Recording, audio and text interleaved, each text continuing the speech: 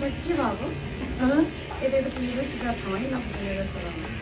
के भयो यस्तो त्यो एड्रेस पनि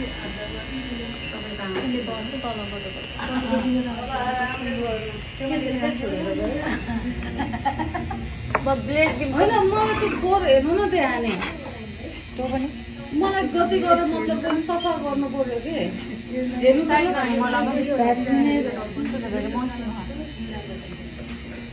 म त्यही भएर नआएको यहाँ अब आउँछु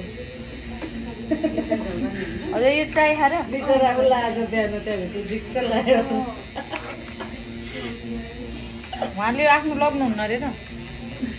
त्यहाँ भ्यासलिन राखेर मेसिन छ मेसिनमा भ्यासलिन तान्छ क्या भित्रको मेसिनमा गएर लक हुन्छ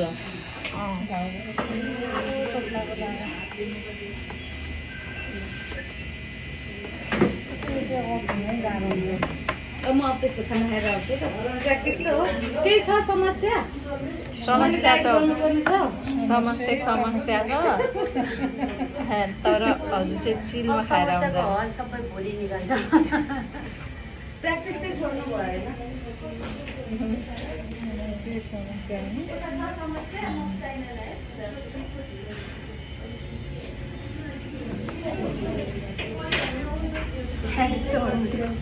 आफूले नचिनिरहेको रहेछ यो भने यो फालिदिनु न कति फोहोर भयो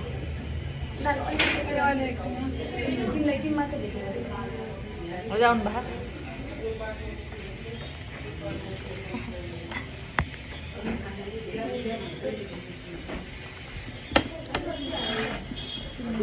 सिकेको छ डस्टबिन हाल्दैन जस्तो फोहोर देख्यो